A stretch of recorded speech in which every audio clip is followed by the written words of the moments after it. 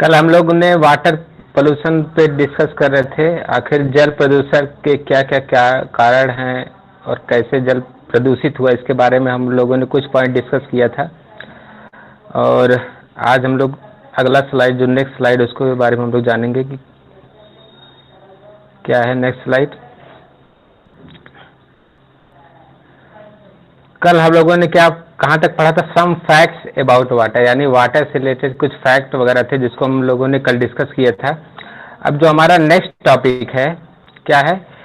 Causes of water pollution, यानी sir कि एक मिनट हाँ सर जी, सर कल तक रफली रीजन करा देंगे क्या? रफली ऐसे। ओके ठीक है, मैं एक बार रिवीजन करा दे रहा हूँ। तो कल हम लोगों ने कुछ पॉइंट पे डिस्कस किया था, एक बार मैं रिवाइज कर दे रहा हूँ। तो सबसे पहले हम लोगों ने क्या डिस्कस किया था? इन्वायरमेंट। इन्वायरमेंट के अंदर मैंने बताया था कि जो हम चारों तरफ, यानी जो हम अपने सराउंडिंग में जैसे पेड़ पौधे देखते हैं, जीव जंतु हैं, क्लाइमेट का चेंज होना, बाढ़ का आना, ये सारी चीज़ें किसके अंतर्गत हो रही हैं? इन्वायरमेंट के अंतर्गत हो रही हैं। और कल मैंने एक अध्यात्म से रिलेटेड एग्जाम्पल भी दिया था कि दो वर्ड होता है, एक तो होता है इन्वायरमेंट और एक होता है एटमोसफियर, यानी कि एक होता है पर्यावरण और दूसरा होता है वातावरण। और कल मैंने ये भी बताया था कि जब भगवान श्री राम रावण को तो मार दिए थे, जितने भी राक्षस थे लंका में मार दिए थे, तो हुआ क्या था कि पर्यावरण तो उस समय असुर तो नहीं थे, यानी कि उस समय पर्यावरण तो शुद्ध था। बट जब वहां से भगवान श्री राम जब अयोध्या आए तो फिर क्या, बनारस में जो दशाश्वमेध घाट है, वहां पर उन्होंने यज्ञ भी किया था। तो यज्ञ करने की क्या जरूरत पड़ गई थी?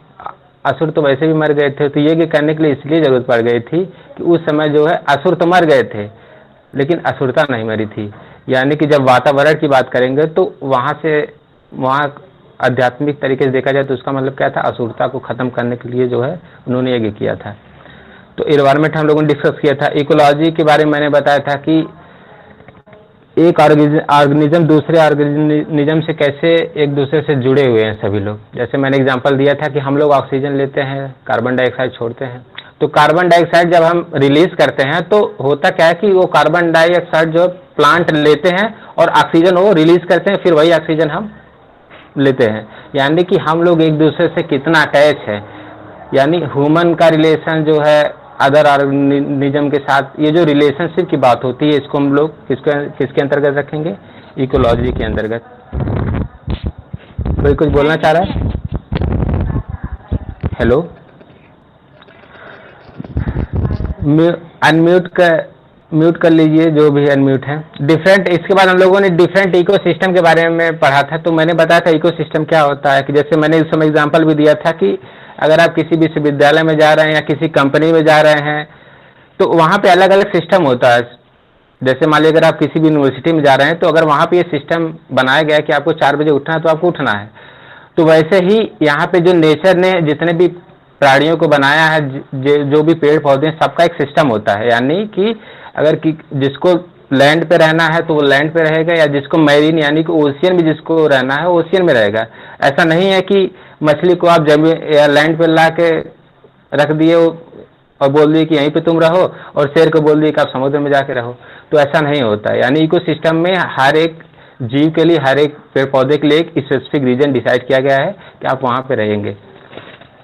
तो हमने अलग अलग इकोसिस्टम के बारे में बात किया था। इसमें हम लोगों ने टेरेस्ट्रियल इकोसिस्टम में 2 टाइप्स पढ़ा था। एक तो ग्रासलैंड इकोसिस्टम के बारे में हम लोगों ने पढ़ा था, यानी कि जो नदी वगैरह है उसके आसपास के जो प्लेन एरिया, वो सारी चीज़ें हैं।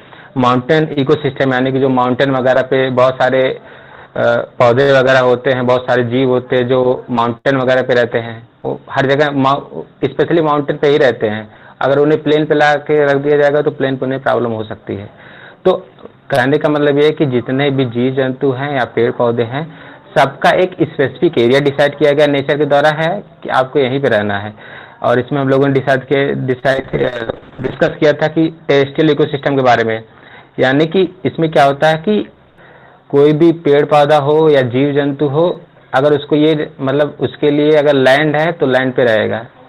तो यहाँ पे लैंड की बात होती है। एक्वेटिक इकोसिस्टम में हमने ये डिस्कस किया था कि अलग अलग जैसे फिश वगैरह हो गए या बहुत सारे जो ओशियन में जो पौधे वगैरह उगते हैं, तो वहाँ पे उनके लिए जो एक नहीं होता, एक पैरामीटर तैयार किया गया कि हाँ आपको यहीं पे रहना है। तो ये जो एक्वेटिक इकोसिस्टम में क्या है कि कोई भी जीव अगर पानी में रह रहा है तो उसका रहने का सिस्टम क्या है, तो एक्वेटिक इकोसिस्टम के अंतर्गत आएगा। एक्वेटिक इकोसिस्टम में दो चीज़ें पढ़ा था, एक था फ्रेश वाटर और दूसरा था मैरीन इकोसिस्टम। फ्रेश वाटर मैंने बताया था कि जो रिवर वगैरह है वो तो होता है, वहाँ पे जो जीव जंतु या पौधे का जो रहने का जो किस तरीके से वो रहते हैं उनके बारे में बताया जाता है इसमें। मैरीन इकोसिस्टम यानी जो समुद्र वगैरह हो गए, ओशियन हो गए, इन सारी चीज़ों के वहाँ पे मतलब जो मछलियाँ वगैरह हैं या जो पौधे समुद्री पौधे वगैरह उगते हैं वहाँ पे उनको कैसे जीवित रहते हों, इन सारी चीज़ों में मैरीन इकोसिस्टम में बताया जाता है। फिर हम लोगों ने बायोडाइवर्सिटी के बारे में डिस्कस किया था।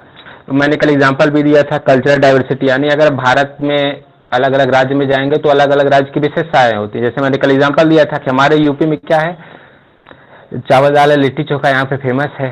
कभी भी ये सारी बातें आएंगी तो यूपी का नाम लिया जाएगा कि हाँ हमारे यूपी में सारी। अगर आप बंगाल में चले जाएंगे तो वहाँ पे रसगुल्ला फेमस है।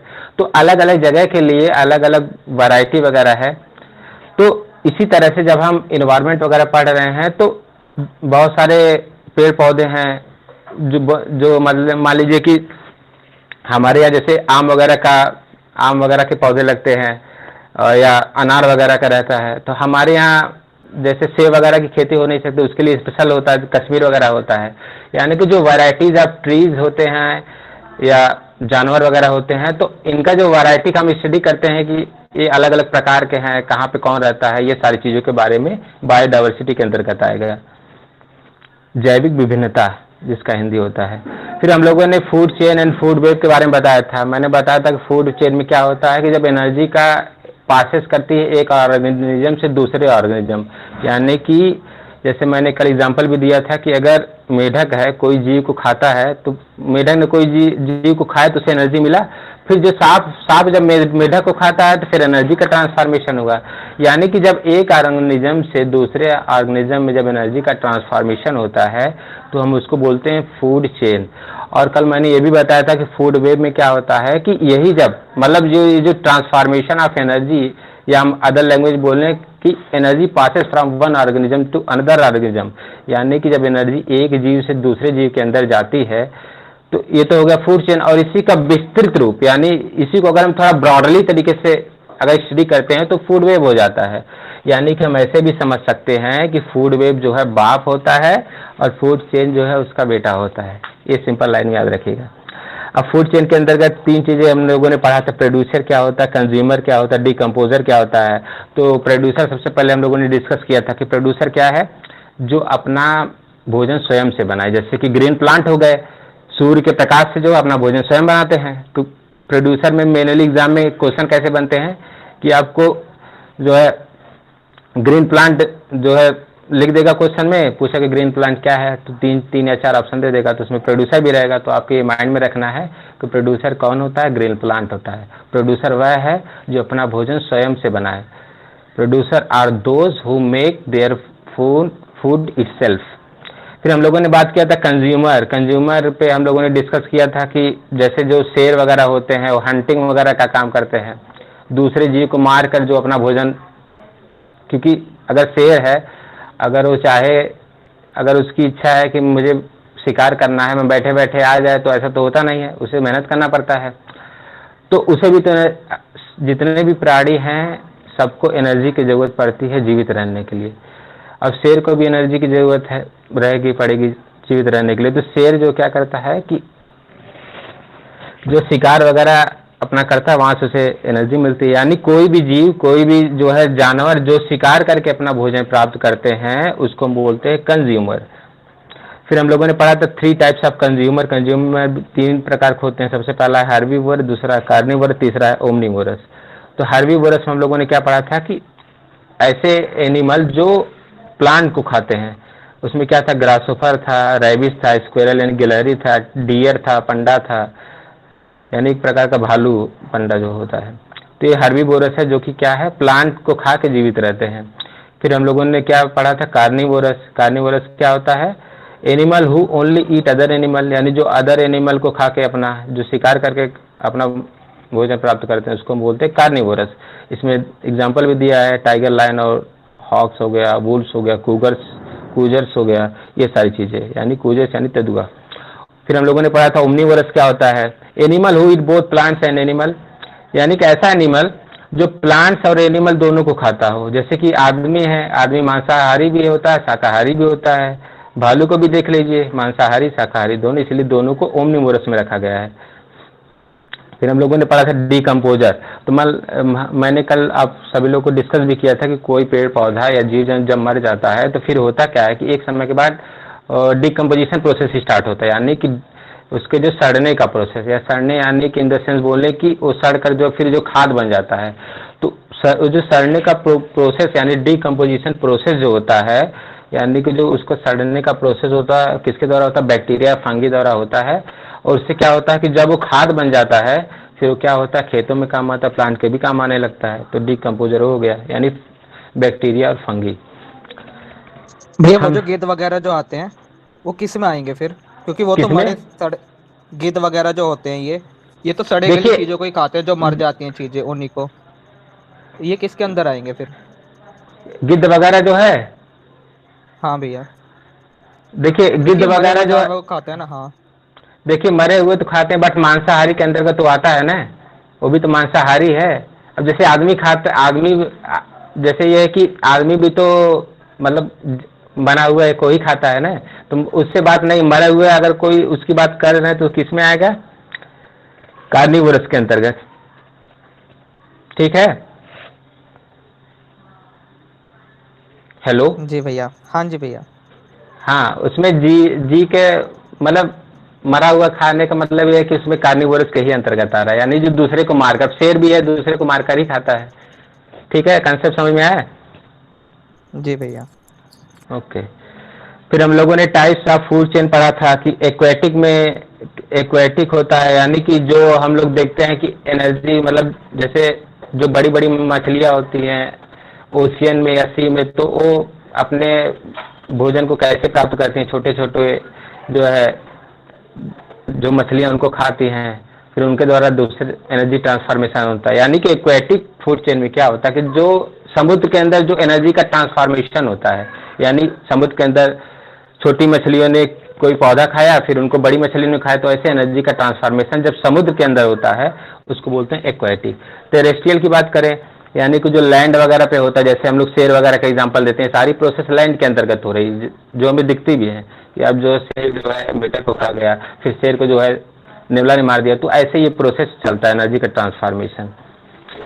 फिर हम लोगों ने पढ़ा था प्रीडेटर एंड प्रे क्या होता है, बहुत बार एग्जाम में पूछा भी गया। प्रीडेटर डिफिनीशन लिख देगा और ऑप्शन दे देगा, तो पूछेगा प्रीडेटर कौन है या इसमें प्रे कौन है, तो ऐसे पूछता है एग्जाम में। प्रीडेटर क्या है, an animal that captures and Yeats other animal. जैसे कि मैंने शेर का एग्जांपल दिया था, को हिरन को पकड़ता है और खाता है, यानी जो दूसरे जानवरों को अपना भोजन बनाते हैं उसे प्रेडिटर बोलते हैं। प्रे क्या हो गया, जो हिरन हो गया, हिरन कैप्चर्ड किया जाता है किसके द्वारा, शेर कैप्चर करता है और उसे खा जाता है। प्रे यानी कि हिरन, प्रेडिटर यानी कि शेर। व्हाट इज फूड वेव के बारे में हम लोगों ने पहले डिस्कस कर लिया है। फूड वेव के आप देख सकते हैं एनर्जी का ट्रांसफॉर्मेशन कैसे होता है। फिर हम लोगों ने डिस्कस किया था एनर्जी पिरामिड के बारे में। तो सबसे पहले क्या आता है, प्रोड्यूसर। प्रोड्यूसर यानी कि जो ग्रीन प्लांट है जो खुद से अपना भोजन बनाते हैं in the presence of sunlight, sunlight की सहायता से जो है अपना भोजन ग्रीन प्लांट बनाते हैं। फिर होता क्या है कि ग्रीन प्लांट को खाता कौन है, primary consumer. Primary consumer green plant को खाएगा, तो मान लीजिए अगर 100% है तो 100% में जो उसे 90% एनर्जी मिलती है, 10% एनर्जी लॉस हो जाती है। फिर वही 90% एनर्जी को जब प्राइमरी कंज्यूमर को जब वो खाता है सेकेंडरी कंज्यूमर, फिर 90 का 90% मिलता है, फिर 10% लॉस हो जाता है। तो ऐसे यानी कुछ एनर्जी मिलती रहती है, कुछ परसेंट लॉस होता है, कुछ परसेंट एनर्जी मिलती जाती है। तो मैंने कल बताया था कि इसका एक दिन मैं आधे घंटे का क्लास लूंगा जिसमें मैं बता दूंगा कि कैसे कैसे इसको कैलकुलेट किया जाता है। अभी मैं ओवरव्यू दे रहा हूँ, ऊपर समझा रहा हूँ कि आखिर ये कैसे कैसे होता है एनर्जी ट्रांसफॉर्मेशन। फिर हम लोगों ने कल एटमॉस्फेयर के बारे में पढ़ा था। The atmosphere is the blanket of air that surround earth, यानी कि जो अर्थ के चारों तरफ जो एक एयर का ब्लैंकेट होता है, जो चारों तरफ एयर का एक ब्लैंकेट, मतलब एयर की प्रेजेंस की बात किया जा रहा है, जो है उसी को एटमॉस्फेयर बोलते हैं। जैसे कि हम लोग एटमॉस्फेयर वगैरह है यहाँ पे, ये सारी चीज़ें। फिर हम लोगों ने बायोस्फीयर के बारे में डिस्कस किया था कि इसके अंदर 3 चीज़ें आती हैं, यानी तीनों चीज़ों को मिलकर बायोस्फीयर बनता है। जैसे कि आपका एटमॉस्फेयर है, हाइड्रोस्फीयर है, जियोस्फीयर है। अब देखिए एग्जाम में कैसे क्वेश्चन पूछेगा कि बायोस्फीयर लिख देगा, उसके टाइप्स पूछेगा। तो इसमें से तीनों को आपको याद रखना है, तीनों में से एक ऑप्शन दे देगा, बाकी तीन ऑप्शन अलग अलग दे देगा। तो आपको ये सारी पॉइंट जो है याद रखना है। तो बायोस्फीयर किससे मिलकर बना है? एटमॉस्फेयर, यानी कि जो ब्लैंकेट ऑफ एयर होता है, यानी जो चारों तरफ जहाँ एक्सेस ऑफ एयर की बात किया जाता है। जियोस्फीयर यानी जो चट्टान वगैरह होते हैं। हाइड्रोस्फीयर यानी जो वाटर से रिलेटेड है, ये सारी चीजें। फिर हम लोगों ने पढ़ा था कंपोजिशन ऑफ एयर, एटमॉस्फेयर में कितना गैस, कितना भैया ये लेयर एक और बार थोड़ा सा अच्छे से समझा दीजिए। जियोस्फीयर है ना, चट्टानों से बना। हाँ देखिए, चट्टानों से रिलेटेड जो भी चीजें होती रहेंगी, जैसे हाइड्रोस्फीयर में वाटर से बात होती है, जियोस्फीयर में चट्टान वगैरह की बात है, एटमॉस्फेयर में जो ब्लैंकेट ऑफ एयर हम लोगों ने डिस्कस किया था। ये तीनों चीजों को मिला के बायोस्फीयर बना है। जी ठीक है, समझ में आया? हाँ।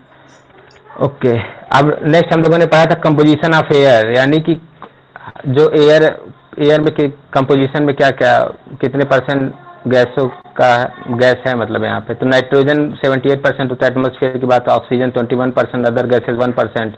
अब देखिए ग्रीन हाउस गैस के बारे में भी दिया गया, आगे हम लोग बात करेंगे ग्रीन हाउस इफेक्ट के बारे में। तभी ग्रीन हाउस गैस क्या क्या होता है?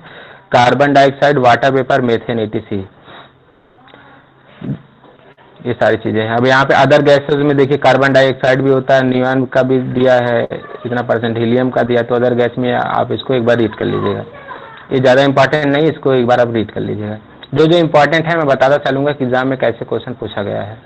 फिर हम लोग पढ़े थे layers of the atmosphere, atmosphere के अलग अलग लेयर्स हैं, उसके बारे में लोगों ने पढ़ा था। तो पहला जो लेयर था ट्रोपोस्फेयर। ट्रोपोस्फेयर में क्या था कि bottom layer of the atmosphere, यानी एटमॉस्फेयर का सबसे बॉटम लेयर यही होता है।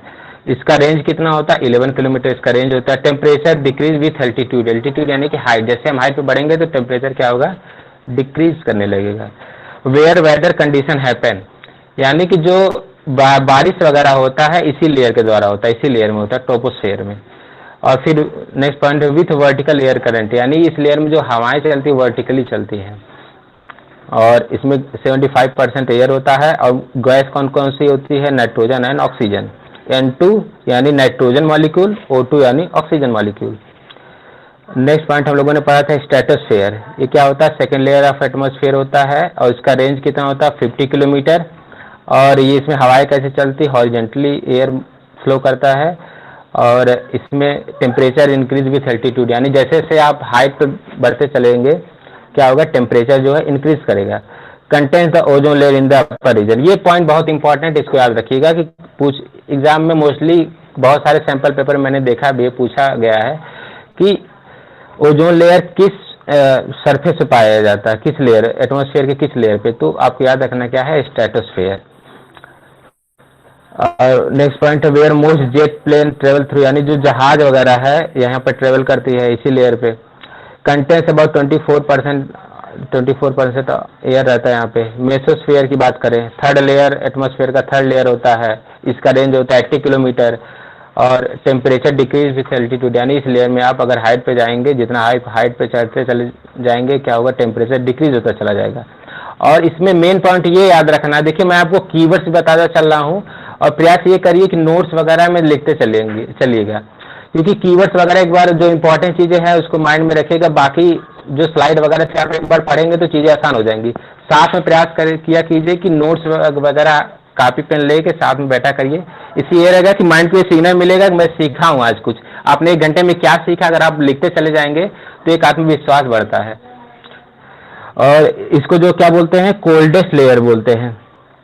और where most meteors burn up, meteors यानी कुछ मैंने बताया था तारों से रिलेटेड कुछ है सारी चीजें, इसको आप एक बार देख लीजिएगा। मेट्योर्स यहीं पे पाया जाता है, इतना याद रखिएगा।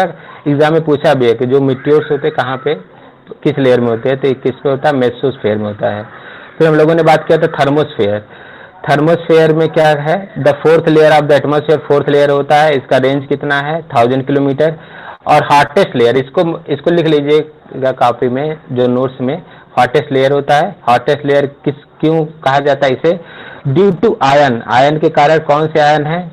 Hydrogen ion plus helium ion that directly absorb the sun radiation, जो सन रेडिएशन आता है उसको हाइड्रोजन या हाइड्रोजन और हीलियम आयन दोनों क्या करते हैं, एब्जॉर्ब कर लेते हैं, जिसको कारण इससे बोलते हैं हॉटेस्ट लेयर।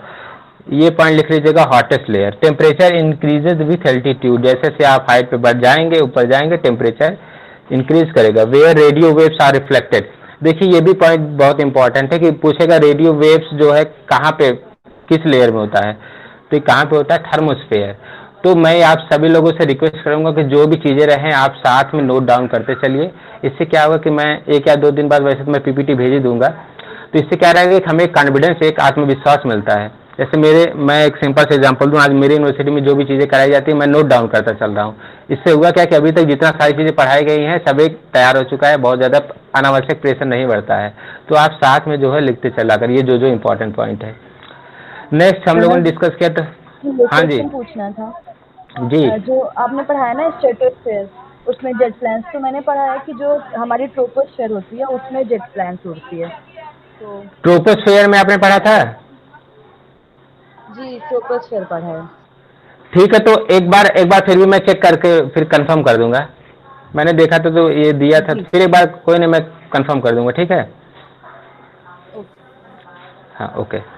तो नेक्स्ट पॉइंट हम लोग का था पोल्यूशन। तो मैंने बताया था कि जब हमारे एनवायरनमेंट में कोई चीज़ कंटामिनेंट चीज़ें आ जाती हैं, यानी कोई दूषित चीज़ें आ जाती हैं, तो क्या होता है कि हमारा एनवायरनमेंट जो है चेंज होने लगता है। चेंज यानी इन द सेंस कि नेगेटिव चेंजेस उसमें आने लगते हैं। जैसे कि आज के कोरोना के समय में अगर देख लिया जाए, कोरोना वायरस के पहले लाइफ कैसी थी, अब देखिए अब कितना चेंजेस आ गया।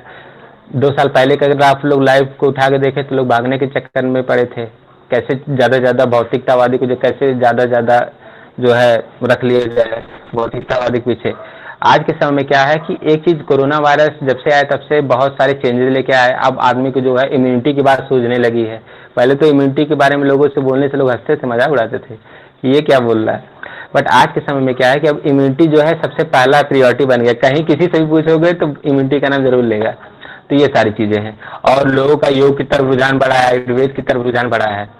मैंने बहुत पहले स्वामी विवेकानंद की एक स्टोरी पढ़ी थी, तो उन्होंने स्टोरी का उनका बायोग्राफी में पढ़ा था, तो उन्होंने एक बात लिखी थी कि आने वाला समय जो रहेगा, आने वाली जो सदी रहेगी वो भारत का रहेगा, यानी भारत जो फिर से विश्व गुरु बनेगा। तो एक आप इसको अच्छा कदम भी मान सकते हैं। बहुत सारे प्रॉब्लम्स आ रहे हैं, बट ये है कि जब अंधकार का दीपक जो है, अंधकार जब हटने वाला रहता है, जब आसुरी होता है ना कि जब आसुरी शक्तियां का नाश होने वाला रहता है, फड़फड़ाती हैं, खूब एकदम द्वंद्व चलता है। तो वही है, युग परिवर्तन का समय है। तो और मैंने गुरुदेव की भी बुक पढ़ा था, उन्होंने लिखा था 1980 वाला अखंड ज्योत मैंने पढ़ा था, उसमें लिखा था कि आने वाला समय योगियों का है। अब आप लोग देख सकते हैं योग जो सबसे प्राइम मिनिस्टर हमारे जो हैं वो भी योग करते हैं। हमारे स्वामी जी जो है उन्होंने तो योग का प्रचार पूरी दुनिया में किया है। तो ये सारी चीज़ें हैं, यानी कि आने वाला समय योगियों का है, तो हम सभी लोगों को उसके लिए भी तैयार रहना है। तो पोल्यूशन में हम लोगों ने क्या पढ़ा था कि जो भी चेंजेस आ रहे हैं, कंटामिनेंट सब्सटेंसेस जो एनवायरनमेंट के अंतर्गत आ जा रहे हैं, जिसके कारण जो नेगेटिव चेंजेस आ रहे हैं एनवायरनमेंट में, उसको हम लोग बोलते हैं पोल्यूशन। अब फिर हम लोगों ने बात किया था कि एयर पोल्यूशन के बारे में। तो एयर पोल्यूशन में क्या क्या हम लोगों ने पढ़ा था कि occurs when the air contains gases, dust, fumes और ओडोर इन हार्मफुल अमाउंट, यानी कि जो गैसेस वगैरह होती हैं या डस्ट होता, फ्यूम्स वगैरह जो है, ओडोर यानी कि जो नहीं होता कुहरा टाइप, यानी जो ठंडी वगैरह में आप लोग देखते हैं कोई दिखाई नहीं देता, इनके कारण जो चेंजेस आ रहे हैं एयर के अंतर्गत, उसको बोलते हैं एयर पोल्यूशन। ठीक। फिर हम लोगों ने पढ़ा था कि एयर पोल्यूशन कितने प्रकार के होते हैं। तो 2 तरीके से एयर पोल्यूशन होता है। सबसे पहला आउटडोर एयर पोल्यूशन और दूसरा क्या था, indoor air pollution. Outdoor air pollution क्या होता है कि क्या क्या आएगा, स्मोग आएगा, पार्टिकुलेट आएगा, पार्टिकुलेट मैटर आएगा। तो आगे हम लोग इन सारे पॉइंट को भी डिस्कस करेंगे। Acid rain, green house gases, इन सारे पॉइंट को आगे हम लोग बहुत ही अच्छे से डिस्कस करेंगे, बहुत ही सिंपल तरीके से। और जो नेक्स्ट क्या था, इंडोर एयर पोल्यूशन।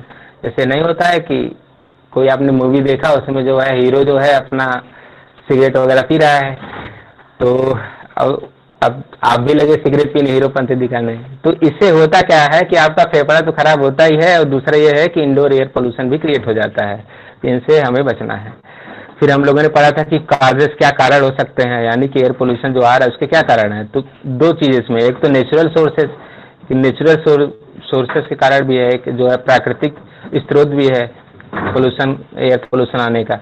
उसमें क्या था, smoke that comes from wild fire, यानी जो जंगलों में आग वगैरह लग जाना, वोल्केनोज वगैरह से जो है मीथेन डस्ट, यानी जो नेचुरली तरीके से, यानी जो आग वगैरह लग जाना वोल्केनो के द्वारा जो एयर पोल्यूशन हो रहा है, एयर कंटेमिनेंट हो रहा है, उसको बोलते हैं नेचुरल सोर्सेज।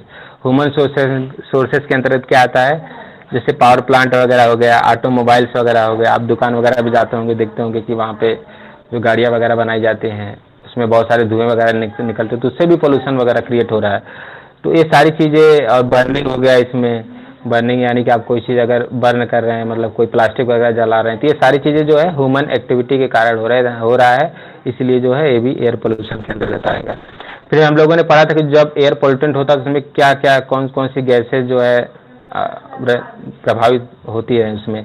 तो इसमें कार्बन डाइऑक्साइड की बात हम लोगों ने किया था, carbon monoxide, sulphur dioxide, nitrogen dioxide, इन सारे गैसों के बारे में हम लोग आगे डिस्कस करेंगे। फिर हम लोगों ने देखा था इफेक्ट क्या होता है, यानी अगर एयर पोल्यूशन है तो कहीं न कहीं आदमी भी इफेक्ट होगा और नेचर भी इफेक्ट होगा। तो आदमी के ऊपर उसका क्या प्रभाव पड़ता है, आदमी को यहाँ डिजीज हो जाता है। अब डिजीज में भी जैसे हम कोरोना वायरस को भी ले सकते हैं, क्योंकि कोरोना वायरस में क्या है, वेंटिलेशन की जरूरत पड़ती है। वेंटिलेशन या ऑक्सीजन, वेंटिलेशन क्या होता है कि ऑक्सीजन को जो है एक जगह से दूसरे जगह पास करना, दैट इज वेंटिलेशन।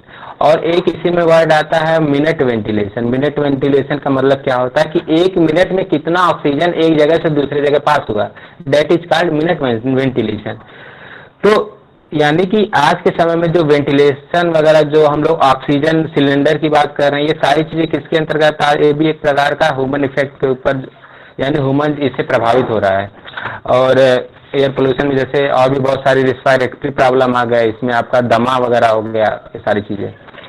और अब हम लोग देखते हैं इन्वायरमेंट कैसे इफेक्ट हुआ, तो एसी ड्रेन वगैरह, जो एसी ड्रेन होता है, तो यानी अम्लीय वर्षा जो होता है, यूट्रॉफिकेशन, यानी कि जो कल मैंने बताया था कि कोई लेक वगैरह देखते होंगे, तो जब लेक को देखते होंगे तो बहुत बार ऐसे नहीं होता है कि लेक वगैरह को देखते होंगे, जो एल्गी वगैरह है चारों तरफ से पूरे लेक को नहीं होता है कि कवर कर लेती है, यानी कि लेक का पानी दिखता ही नहीं है, तो उसको बोलते हैं यूट्रॉफिकेशन।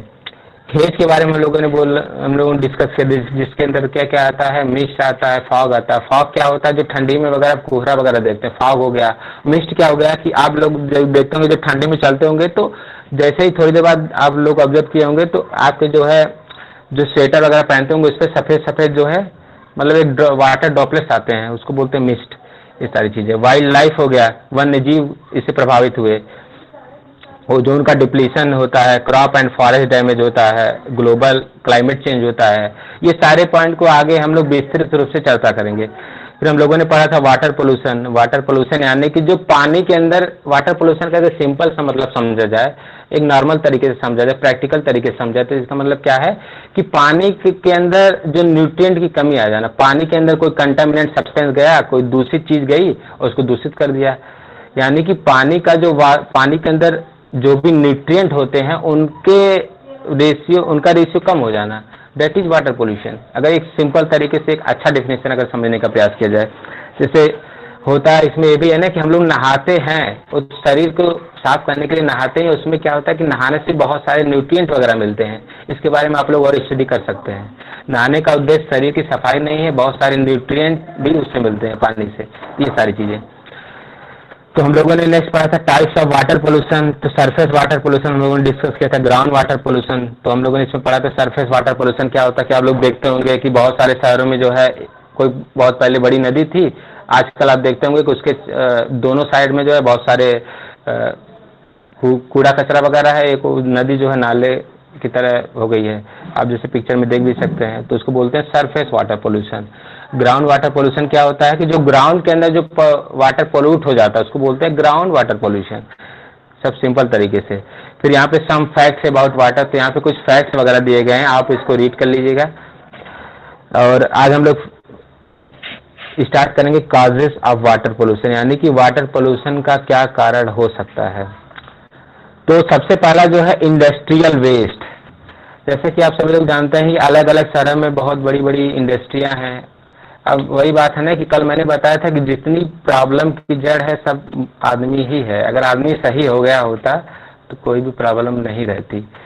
तो ये जो इंडस्ट्री बनाने का भी काम कौन किया था? मनुष्य ने ही किया था, और उसकी मूर्खता ने ही जो है इन्वायरमेंट को जो है दूषित कर दिया। इंडस्ट्रियल वेस्ट में हम लोग, इसमें होता क्या कि जो इंडस्ट्री वगैरह से जो वेस्ट निकलते हैं, वहाँ से जो अलग अलग प्रकार के वेस्ट निकलते हैं, इंडस्ट्री से जो वेस्ट निकलते हैं, और जो फैक्ट्री से वेस्ट निकलते हैं, जो अलग अलग मिल होते हैं वहाँ से जो वेस्ट निकलते हैं, जो माइनिंग किया जाता है।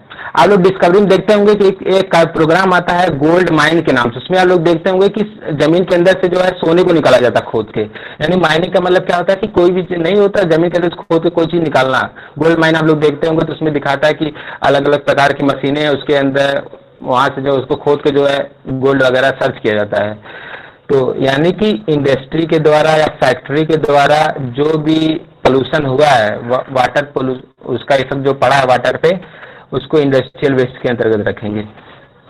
फिर मरीन डंपिंग की बात करूं तो होता क्या है कि आप लोग देखते होंगे कि बड़े बड़े शहरों में जो बीच वगैरह होते हैं या सी वगैरह के आसपास क्या होता है कि लोग जाते हैं, जो प्लास्टिक वगैरह हो गए या प्लास्टिक हो गया, पॉलीथीन वगैरह, या जो प्लास्टिक का बॉटल वगैरह है, या एनी अदर सब्सटेंस, और भी जो अलग अलग प्रकार के सब्सटेंस उसको फेंक देते हैं उसमें।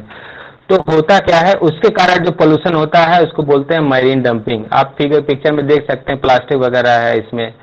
आप गए कहीं समुद्र में, वहाँ पे आपने ये काम कर दिया, तो आपने क्या कर दिया? मरीन डंपिंग कर दिया। फिर इसमें होता है एक्सीडेंटल ऑयल लीकेज। अब मान लीजिए जैसे ऑयल का, अब जैसे यहाँ पे एक्सपोर्ट इंपोर्ट वगैरह होता रहता है, एक देश से दूसरे जगह एक्सपोर्ट इंपोर्ट का प्रोसेस होता रहता है। मान लीजिए यहाँ से कोई ऑयल वगैरह दूसरे देश में भेजा जा रहा है, तो हुआ क्या कि कोई प्रॉब्लम हुआ, यानी कि अगर यहाँ से जो है नाव के द्वारा, यहाँ पे पिक्चर में देख सकते हैं, नाव के द्वारा अगर कोई ऑयल वगैरह को भेजा जा रहा है एक जगह से दूसरे जगह, तो मान लीजिए कोई एक्सीडेंट वगैरह हुआ, उसके कारण क्या हुआ कि ऑयल वगैरह देखिए नीचे, मतलब समुद्र में गिर जाना, उसका लीकेज हो जाना, गिर जाना। तो उसके कारण क्या होता है कि उसके कारण जो है मछलियां वगैरह होती हैं या और भी अदर जो है जीव होते हैं वो बहुत प्रभावित होते हैं। तो ये सब किसके अंतर्गत आ गया? एक्सीडेंटल ऑयल लीकेज के कारण हो गए। ये सब जो है वाटर पोल्यूशन के अंतर्गत आते हैं। हम लोगों ने पढ़ा था। फिर अर्बन डेवलपमेंट। अब देखिए शहरी बाबू बनने के चक्कर में लोगों ने बहुत कुछ गड़बड़ भी कर दिया। हुआ क्या कि शहर में जो नदियाँ वगैरह है वहाँ पे लोगों ने जो पोल्यूशन वगैरह किया है, वहाँ पे गार्बेज वगैरह लोग फेंक देते हैं जा जा के। और बहुत जगह तो लोग जो है, अब मोस्टली लोग देखते होंगे कि बहुत सारी नदियों में क्या है कि जो पूजा पाठ वगैरह भी होता है, मैं उसका विरोध नहीं कर रहा हूँ, बट वहाँ पे जो चीज़ें पूजा पाठ मान लीजिए ठीक है, वो हो रहा अच्छा है, लेकिन उसके साथ साथ कई पॉलीथीन वगैरह भी बहुत सारी चीज़ें लोग ध्यान नहीं देते। मोस्टली शहरों वगैरह में भी बहुत देखा गया है। विलेज में भी जो नदियाँ वगैरह कहीं कहीं रहती हैं या पोखरे वगैरह तो रहते हैं, तो उनके द्वारा जो गार्बेज को फेंका जाता है वो किसके अंतर्गत आएगा? Urban development. फिर एनिमल वेस्ट की बात करूं तो एनिमल वेस्ट में क्या दिया गया है? The waste produce by animal is washed away into the river when it rains. यानी कि जो मान लीजिए कोई बहुत सारे जीव जंतु भी होते हैं, उनको जो है लोग क्या करते हैं, नदी में उतार देंगे या नहाने के लिए, या ये भी हो सकता है कि कोई जीव जंतु है वो अपना क्या किया कि मलमूत्र का अपना उत्सर्जन उसने किया, तो फिर होता क्या, बारिश होती है तो उसका मलमूत्र जो चला जाता है नदी में, तो उसके कारण जो पोल्यूशन क्रिएट हो रहा है उसको बोलते हैं एनिमल वेस्ट। तो अभी हम लोगों ने क्या क्या पढ़ा, काजेस क्या होते हैं वाटर पोल्यूशन के। अब हम लोग पढ़ेंगे इफेक्ट ऑफ वाटर पोल्यूशन, यानी कि अगर वाटर पोल्यूशन यानी जल प्रदूषण है तो उसका इफेक्ट क्या क्या होता है, किससे पे इफेक्ट करता है। तो effect of organic pollution on water quality, water की क्वालिटी कम हो जाती है। डेथ ऑफ एक्वेटिक, यानी कि आप देख सकते हैं जब वाटर पोल्यूशन रहेगा तो उससे क्या होगा कि मछलियों का जो एक्वेटिक एनिमल है उनका डेथ हो जाएगा, यानी कि जो मछलियां समुद्र के अंदर रहती हैं उनका डेथ हो जाएगा। और तीसरा पॉइंट क्या है, डिजीजेस। अब बहुत सारी डिजीज हम लोग को भी हो जाता है, डिजीज वगैरह जो है।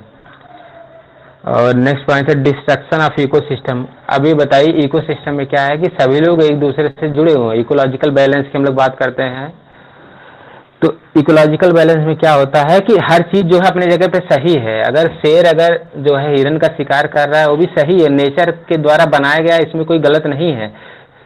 और मतलब जो भी चीजें एक दूसरे से जुड़ा हुआ, मतलब कि होता है ना कि शेर अगर जो है हिरन को मारेगा तो फिर में भी शेर को भी कोई मारता है, आदमी मार देता है।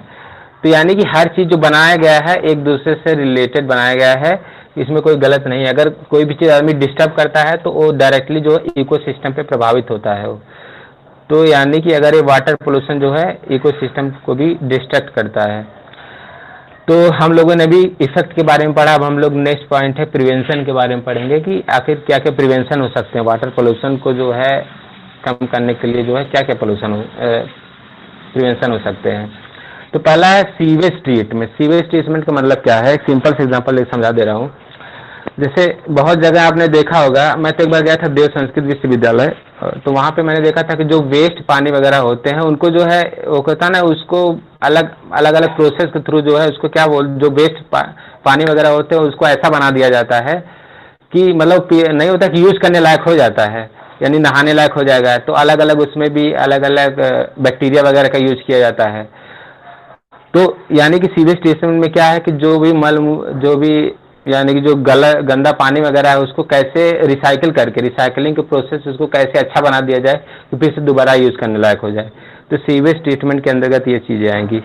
नेक्स्ट पॉइंट है prevent river water to get polluted. अब देखिए रिवर वाटर में पोल्यूशन ना होने पाए इसका भी ध्यान रखना चाहिए। नेक्स्ट पॉइंट है रूटीन क्लीनिंग, यानी कि जो नदियों का सफाई वगैरह का अभियान, ये सारी चीज़ों का ध्यान। नेक्स्ट पॉइंट है सेल्फ हाइजीन, यानी कि स्वयं द्वारा मतलब जो है हाइजीन को फॉलो करना, स्वच्छता को फॉलो करना। अब देखिए हाइजीन में दो चीज़ें आती हैं, एक तो शारीरिक हाइजीन हो गया, एक तो मानसिक हो गया। शारीरिक लोग तो शारीरिक फिजिकल हाइजीन की बात करूं तो लोग वैसे भी आज के कोरोना के समय में फिजिकल हाइजीन को फॉलो कर ही रहे हैं, यानी कि साफ जो हाथ धोना वगैरह ये सारी चीज़ें हैं। मेंटल हाइजीन की मतलब बात करूं तो मेंटल हाइजीन आप इससे भी समझ सकते हैं कि जैसे मम्मी जो खाना बनाया जाता है हमारे घर में, मम्मी जब खाना बनाती हैं तो क्या होता है कि फिजिकल हाइजीन यानी कि उसको हम पर्सनल हाइजीन भी बोल सकते हैं। उसमें क्या होता है कि वो मतलब साफ खाने को धोना है, जो ऊपरी चीज़ें में दिखती हैं उसका तो इम्पोर्टेंट रहता ही है, बट जो है जो खाना बनाने वाला है, यानी कि मम्मी अगर आपका खाना बना रहे तो उस समय उनका माइंडसेट क्या है, क्या सोच रही हैं। अगर वो खुश हैं तो क्या होता है कि खाना भी उस दिन बहुत अच्छा बनता है। किसी दिन आप देखिए कि अगर मम्मी को अगर कोई प्रॉब्लम है, तबीयत उनका हेल्थ अच्छा नहीं है, तो क्या होता है कि खाना भी बनाते तो चीज़ें नहीं निकल के आ पाती हैं। तो यानी कि उसमें कौन सा संस्कार डाला जाता है खाने में भी बहुत इंपॉर्टेंट है। तो हाइजीन दोनों फॉर्म में ध्यान देना है। एक तो जो पर्सनल लेवल पर होता है जो हमें दिखता है, और एक जो है जो हमें नहीं दिखता है, यानी कि फूड हाइजीन की बात हो रही है। तो हाइजीन का मैंने मतलब बताया। आप सेल्फ हाइजीन का मतलब ऊपर से बताऊं तो हाथों को ऊपर से धोना, मतलब हाथ धोने की बात किया जा रहा है।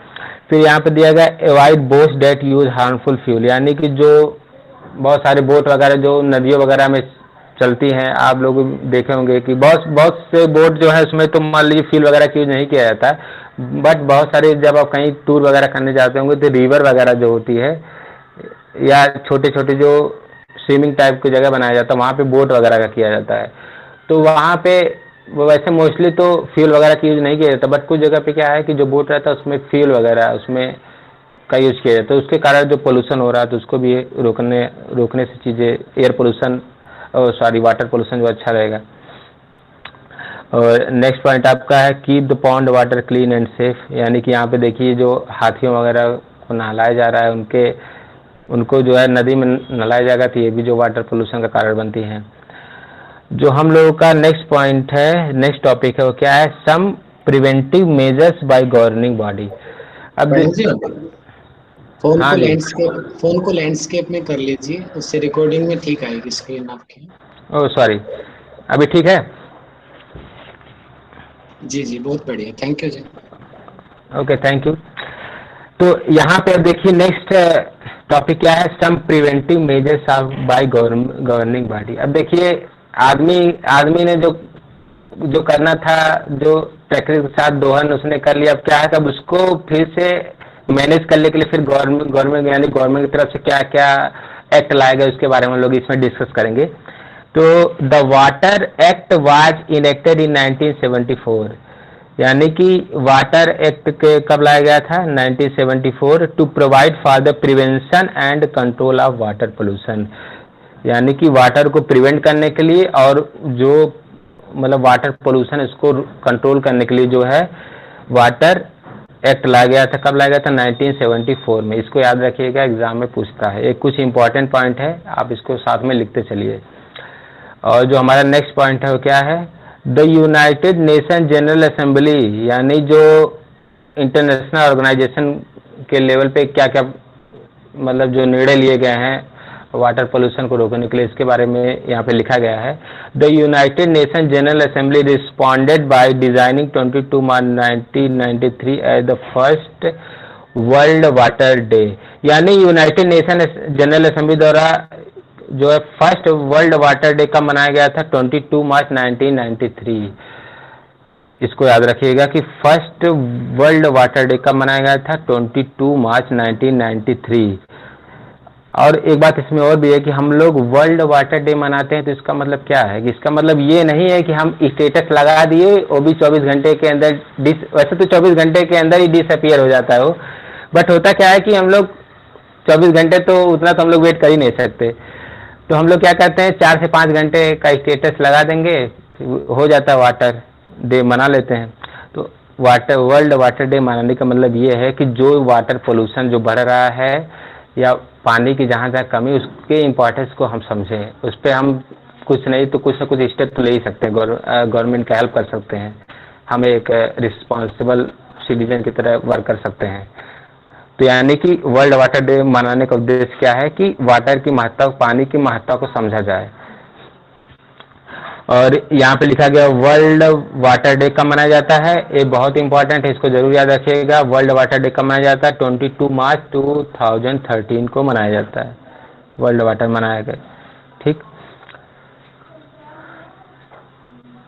आगे है लैंड पोल्यूशन। लैंड पोल्यूशन में क्या है? प्रणव जी वहाँ पर 1993 लिखा है, तो 2013 या 1993? देखिए यहाँ 2013 में भी मिसप्रिंट हो गया। बस ये याद रखिए कि 22 मार्च को वर्ल्ड वाटर डे मनाया जाता है और पहला फर्स्ट वर्ल्ड वाटर डे मनाया गया था 22 मार्च 1993 को। ठीक, हाँ, और ये जरूर याद रखिएगा कि 22 मार्च को वर्ल्ड वाटर डे मनाया जाता है। और ये भी याद रखना है, क्या याद रखना है कि वाटर एक्ट कब लाया गया था? 1974 में। इसका उद्देश्य क्या था, इसका एम क्या था? For the prevention and control of water pollution. अब हम लोग आते हैं लैंड पोल्यूशन। लैंड पोल्यूशन क्या है? द डिपोजिशन ऑफ सॉलिड और liquid waste material land or underground in manner. यानी कि अगर सिंपल तरीके से समझे, सिंपलेस्ट लैंग्वेज में समझे, क्योंकि जो चीजें यहाँ पे हम लोग पढ़ रहे हैं सब हमारी जिंदगी से एकदम कोरिलेट कर रही हैं। तो यहाँ पे देखिए पेड़ पौधे का कटना या क्या होता है कि बहुत सारे कूड़ा कचरा वगैरह जहाँ पे रहता है वहाँ पे एयर पोल्यूशन तो रहता ही है, लैंड पोल्यूशन भी उससे प्रभावित होता है। यानी कि अगर आप फॉरेस्ट वगैरह को जो काट देते हैं इन सारी चीज़ों के कारण, या जहाँ पे बहुत सारे कूड़ा कचरा वगैरह जो मल एकत्रित हो जाते हैं उनके कारण भी जो है लैंड पोल्यूशन होता है। लैंड पोल्यूशन का मतलब क्या है? मिट्टी प्रदूषण का मतलब क्या है कि मिट्टी के अंदर जो न्यूट्रिएंट है उसके अंदर कमी आ जाना। एग्जैक्ट डिफिनेशन बता रहा हूँ, मिट्टी के अंदर जो न्यूट्रिएंट होते हैं उनके अंदर कमी आ जाना। जैसे कि हम लोग नेचुरोपैथी पढ़ते हैं, प्राकृतिक चिकित्सा की बात करते हैं, तो उसमें आता है मड थेरेपी। तो अब मड थेरेपी की क्वालिटी क्या है कि उसके अंदर अगर मड थेरेपी में हमारे यहाँ कभी आइएगा योगग्राम में, वहाँ पे मड थेरेपी है, तो वहाँ पे क्या है कि जब वहाँ पे अब ऐसा तो है नहीं कि मड थेरेपी में कहीं कभी मिट्टी ला के उसमें कर दिया गया, बना दिया गया है। तो एक छोटा सा तालाब टाइप का बनाया गया, उसमें मड थेरेपी, आप उसमें स्नान करेंगे, थोड़ा देर बाद आपको बहुत रिलैक्स होगा। तो कभी हमारे यहाँ आइए, पतंजलि में आपका हमेशा से स्वागत है।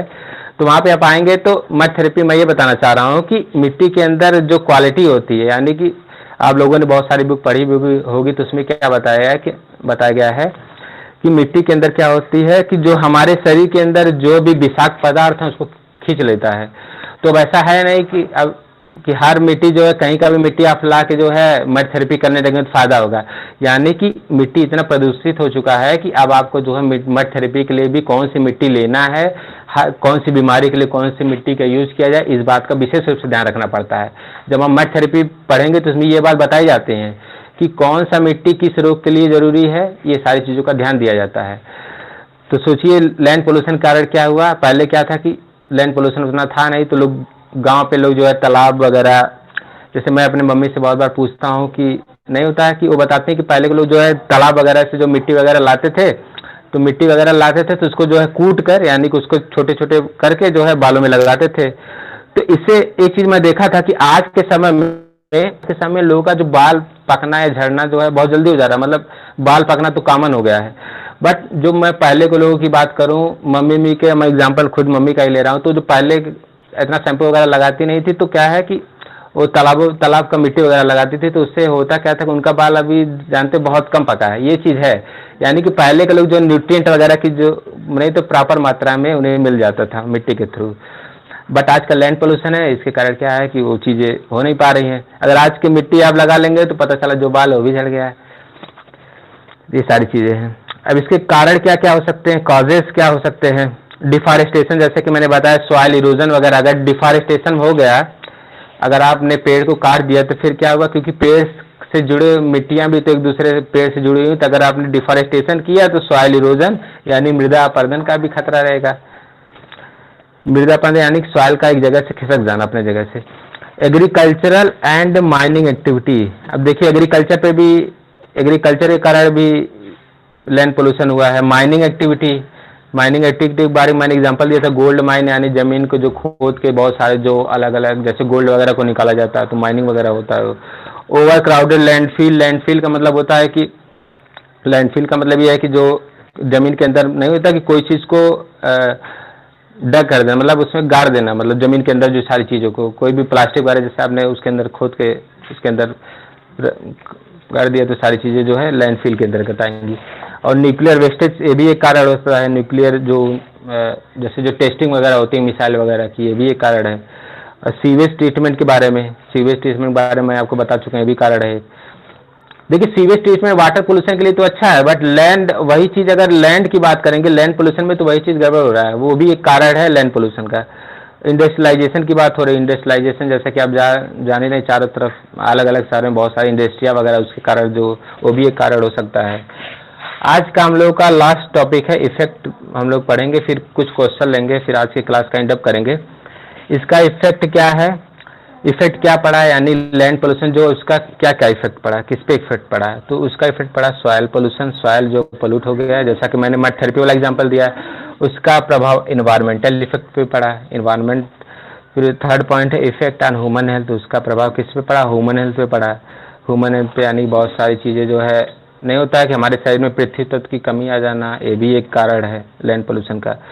डिस्ट्रैक्शन फॉर टूरिस्ट, अब देखिए अब जहाँ पे बताइए, जहाँ पे अब लैंड पोल्यूशन है, जहाँ पे वीरान एरिया, जहाँ पे पेड़ पौधा है ही नहीं, जहाँ पे लैंड पूरा पोल्यूट है, वहाँ पे टूरिस्ट वगैरह जाएंगे ही नहीं, क्योंकि जब टूरिस्ट जहाँ वहाँ पे किया जाता है जहाँ पे सारी चीज़ें नेचुरल दृश्य हो, हर चीज़ वहाँ पे अच्छा दिखे सारी, तो वहाँ पे टूरिस्ट जाते हैं। इफेक्ट ऑन वाइल्ड लाइफ, इसका इफेक्ट जो वन्य जीव पे भी पड़ा है, जो वन में रहने वाले जीव हैं।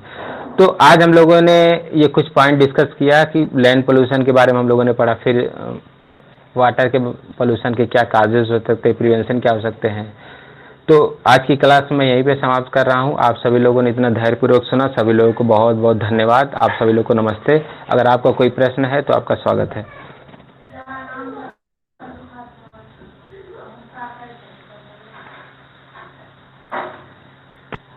किसी का कोई प्रश्न है?